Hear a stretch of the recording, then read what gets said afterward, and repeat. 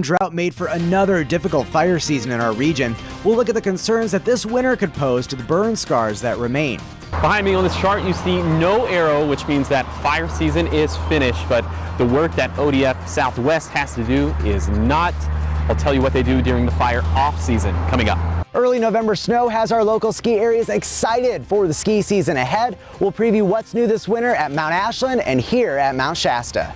The Oregon coast is infamous for its strong winds.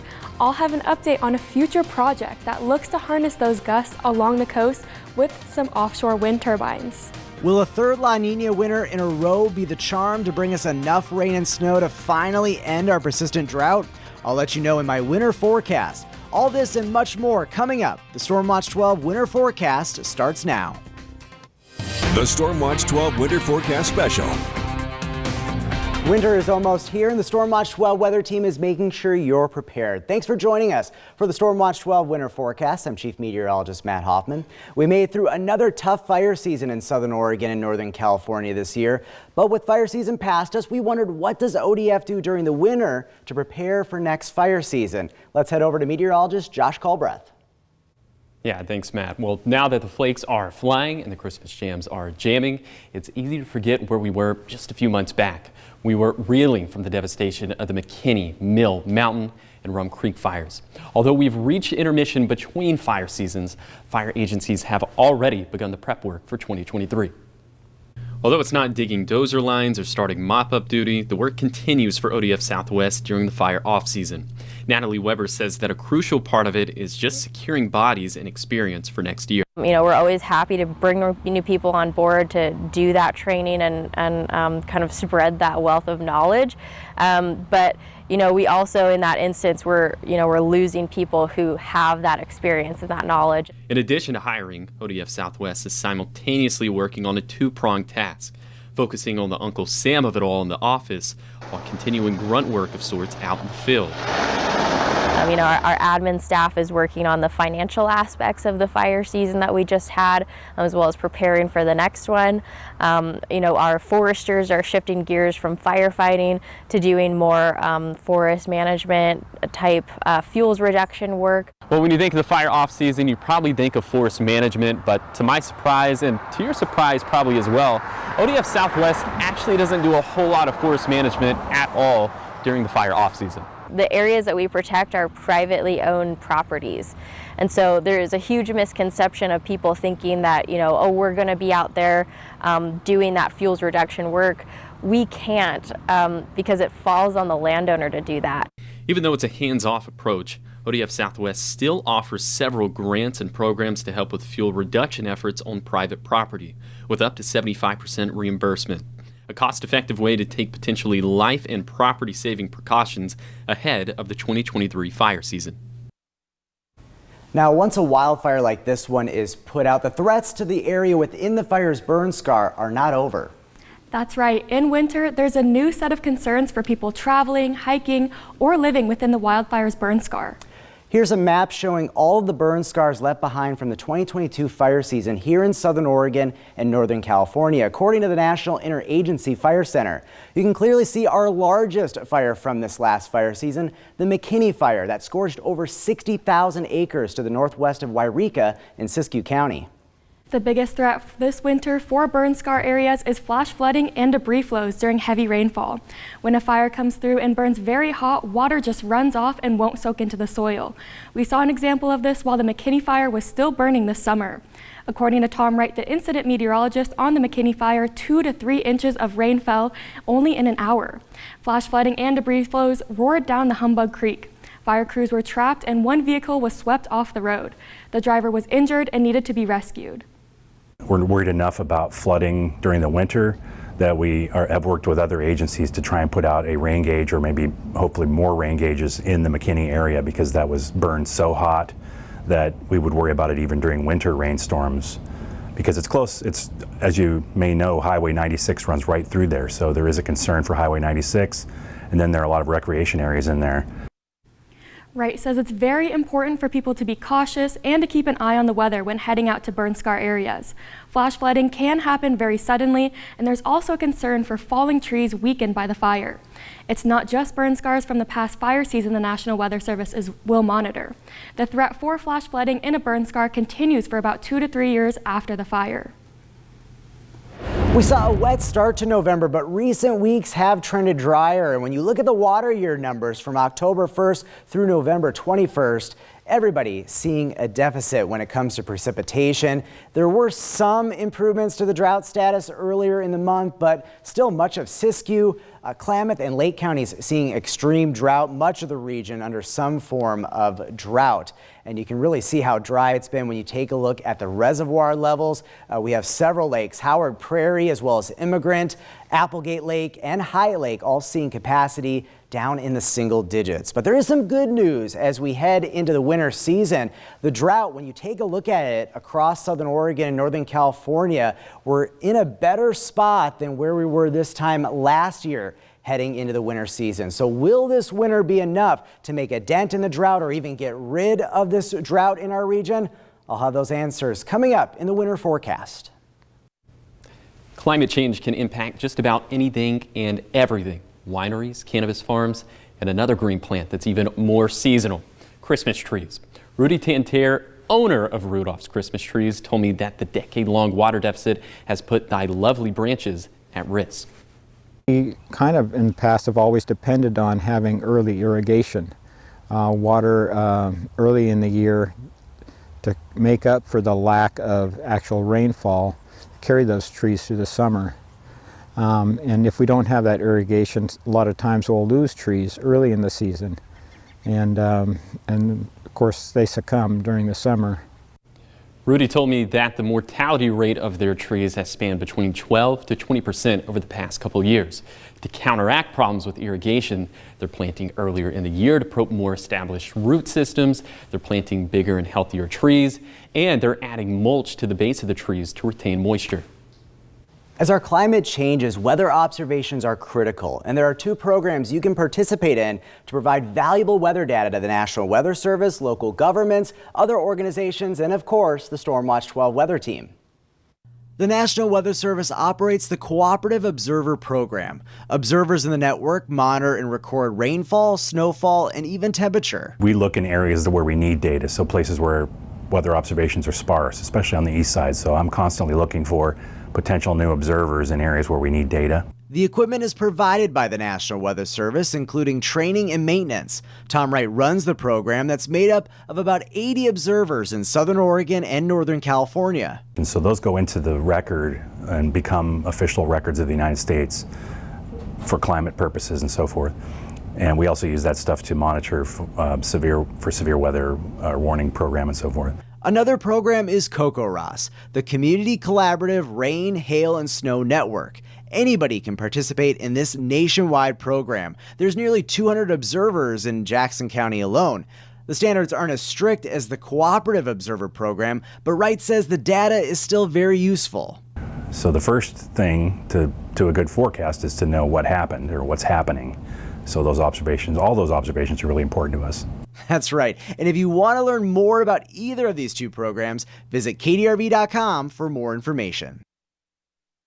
Our local ski areas are itching for skiers and riders to enjoy some new features at their ski areas this winter. We'll tell you all about them coming up. And will it be a snowy winter for the mountains? We'll have the answers in your winter forecast coming up in a bit. Let's test your weather history knowledge. How strong was the peak wind gust at Cape Blanco during the 1962 Columbus Day storm? Was it A, 100 miles per hour, B, 115 miles per hour, C, 160 miles per hour, or D, 145 miles per hour? We'll have the answer when we return. Newswatch 12's Winter Forecast Special is presented by Lithia Chrysler Jeep Dodge of Medford. So small, so smart. Hearing aids that I can personalize to each ear right from here. Brilliant. This Black Friday, save $450 on Eargo 6. Here's to the moments. Every last one of them. Moments of indulgence. Moments of restraint. Moments to spare. moments to seize. Because any moment now, the moment you've been waiting for, just might be right in front of you. Find your moment. Right now, right here. Wind River Resort and Casino. Beat the clock this Friday at Ashley. Starting at 7 a.m., all furniture is an incredible 50% off. The first 100 customers will receive a $50 Ashley gift card. From 9 a.m. to noon, get 45% off your furniture purchase. Then from noon to 7 p.m., get 40% off your entire furniture and mattress purchase. Get $300 in Ashley cash with a purchase of any Timber Fitting mattress. And don't forget to register to win a $1,000 shopping spree. Black Friday only at your Ashley in Medford and Roseburg.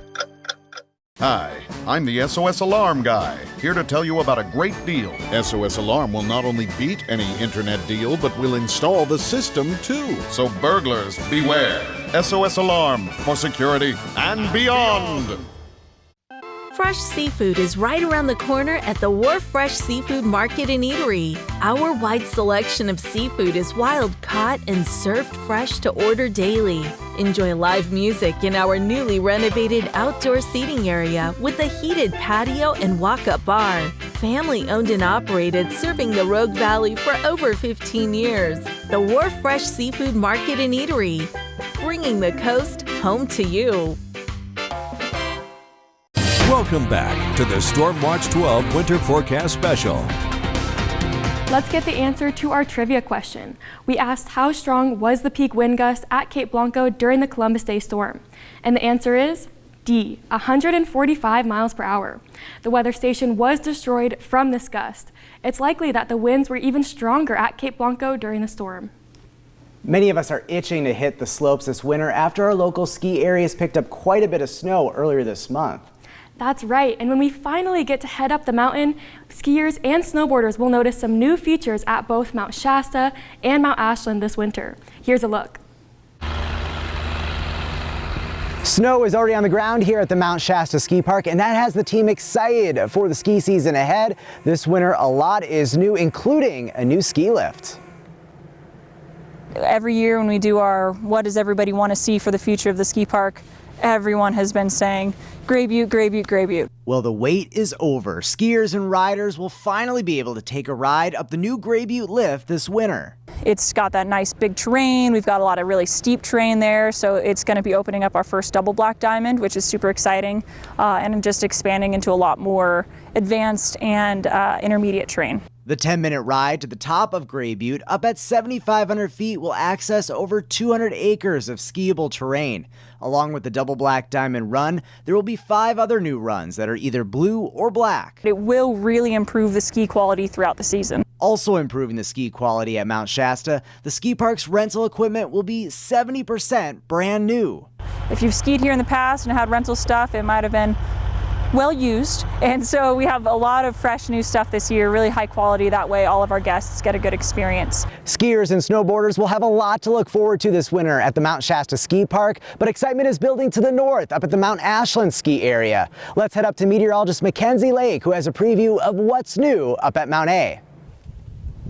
Thank you, Matt. I'm here at the beautiful Mount Ashland where there's plenty of snow, and there's also a lot of new information for this up-and-coming ski season. There's even a new magic carpet ride. Last ski season, all ski areas took a hit when we saw 37 straight days of no measurable precipitation. The lack of snow caused all our ski areas to end their seasons early. Well, we did close at the tail end of spring break last year.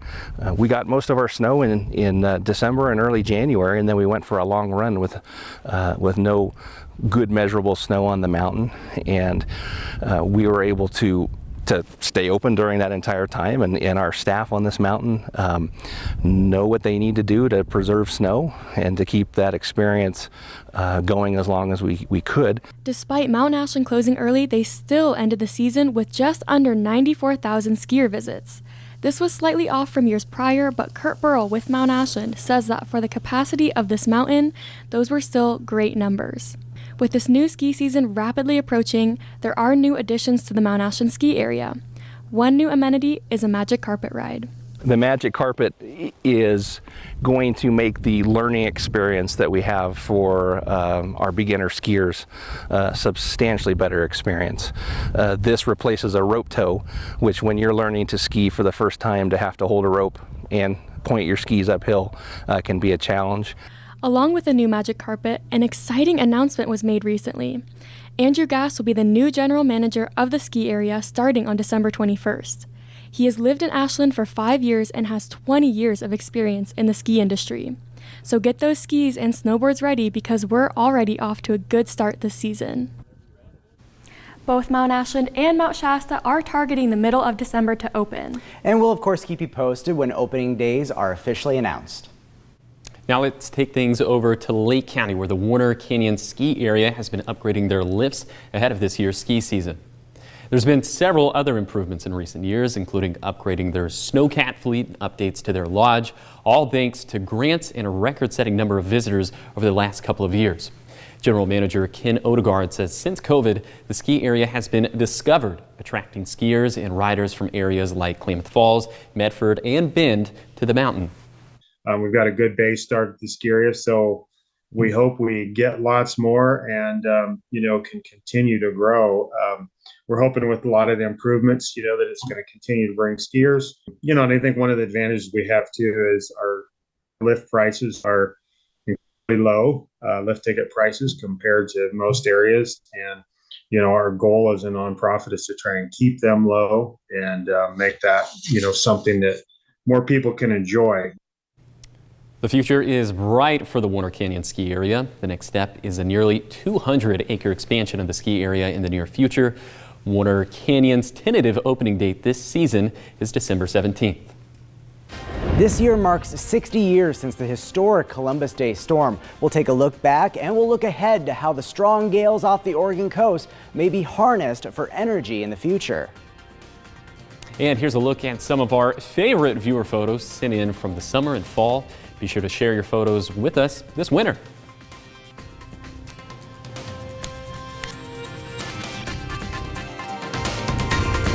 Newswatch 12's Winter Forecast Special is presented by Lithia Chrysler Jeep Dodge of Medford. At Lazy Boy Furniture Galleries, you'll find solutions from cozy to spacious. It's the Black Friday sale.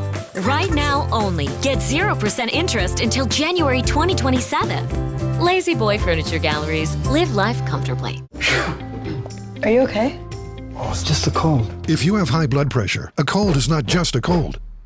Coricidin is the #1 doctor-recommended cold and flu brand, specially designed for people with high blood pressure. Be there for life's best moments. Trust Coricidin. When the hands that do the fixing need fixing. When the hands that do the caring need caring. That's a job for O'Keeffe's Working Hands. It's America's #1 selling hand cream and guaranteed relief for extremely dry, cracked hands. Also available in O'Keeffe's for healthy feet. Are you tired of looking for a new vehicle and being told you have to wait? At Jim Siegel, this new Nissan Kicks is on the lot and ready to be bought. That's right, this new Kicks with 2 LCD displays and up to 36 miles per gallon on the freeway is on the lot today at Jim Siegel. Want more good news? Your trade may never be worth more. Paid for or not, even if you don't buy ours, we want your trade. Chevys, Hondas, and Nissans on the lot and ready to be bought at Jim Siegel Grants Pass. 'Twas right before Christmas, and anywhere that you peeped, the folks at Horton Plaza were all fast asleep. Sleep tight, Susan, Linda, and Jack, because Santa is near with his big goodie sack. Then out in the courtyard, there was a loud shatter. Everyone looked out to see what was the matter. It was Santa himself, if we had any luck, but that didn't turn out. It was just Chuck. Happy holidays from Horton Plaza. At Lazy Boy Furniture Galleries, you'll find solutions from cozy to spacious. It's the Black Friday sale. Right now only, get 0% interest until January 2027. Lazy Boy Furniture Galleries. Live life comfortably. Welcome back to the StormWatch 12 Winter Forecast Special. Last month, we marked 60 years since the Columbus Day storm of October 12th, 1962. It was the most powerful windstorm to strike the Pacific Northwest. This was an early season windstorm for our region. The most damage occurred in the Willamette Valley, but southern Oregon and northern California also recorded damaging winds. At Cape Blanco and Curry County, peak winds blew at 145 miles per hour. The anemometer was destroyed at Cape Blanco, so it's possible winds could have gusted as high as 170 miles per hour. Brookings saw gusts exceeding 80 miles per hour. Impressive wind gusts were also recorded in Medford, Klamath Falls, and Mount Shasta City. It's possible we won't see another windstorm to that caliber in another 100 to 1,000 years. After the Columbus Day storm, the weather station at Cape Blanco was replaced. It had been in place, recording the winds there for the following decades until 2020. According to the Cape Blanco Heritage Society, it went out due to salt corrosion over the years. It hasn't been replaced due to a lack of funding. The Cape Blanco Heritage Society, though, says they do want to replace the weather station at Cape Blanco. The problem is the aging lighthouse at Cape Blanco is also in need of repairs. The organization is in the process of getting grants and hopes those funds, along with money from tours, will help get both projects completed in the future. From solar panels to hydroelectric dams, renewable energy has been leading the way in reducing climate change for decades now. Research has shown that diversifying the types of the renewable energy across the U.S. helps economic growth and environmental protection. Off the Oregon coast, there are new plans to develop floating wind farms. This could create enough electricity to power millions of homes. But why is Oregon the best place for these offshore wind farms? As we look on the west coast of the United States, the best offshore wind resources, so the windiest locations, are in southern Oregon and northern California.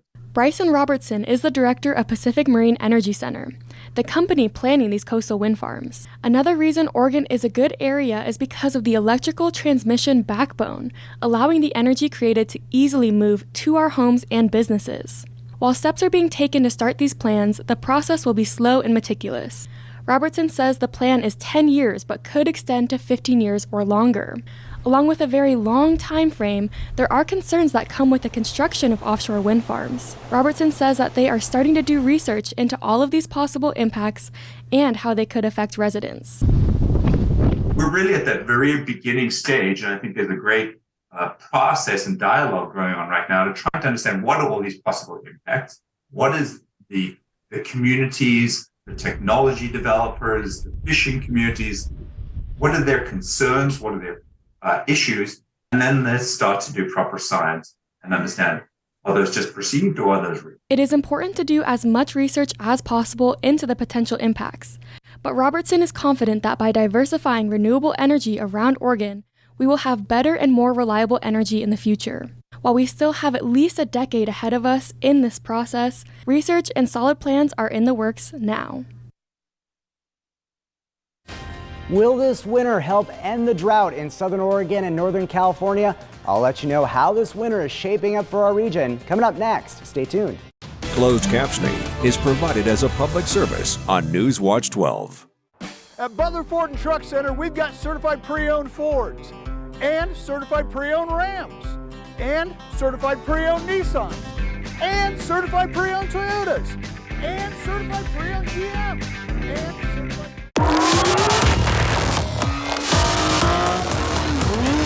The MDX, a new era of premium performance. Visit Butler Acura for attractive offers on the MDX. The reason why I volunteer for the Red Cross is to give back to the community and to fill my soul. And there's nothing more important than being there for somebody's worst day. They've built their entire life for 10 years, 20 years, 30 years, 40 years on this property, and they just lost everything. As a fellow person in our community, to be able to be there for somebody on their worst day, there's nothing more fulfilling than that, and that's why I'm here. We take pride in our dedicated service professionals to meet your design needs deadlines, and stay on budget. CAP Concrete Coatings offers high-quality, long-lasting concrete flooring solutions. In just one day, CAP can transform your garage, patio, commercial floor, or any other concrete into a beautiful space. Our concrete coating is 6 times stronger than epoxy, offers 100% UV protection, and is backed by our 15-year warranty. From your free design consultation to high fives after install, Team CAP goes to work.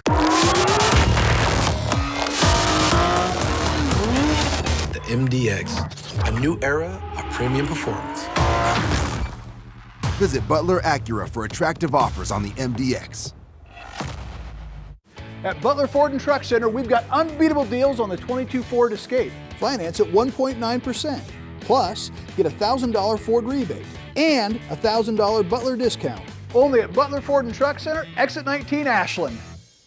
Welcome back to the StormWatch 12 Winter Forecast Special.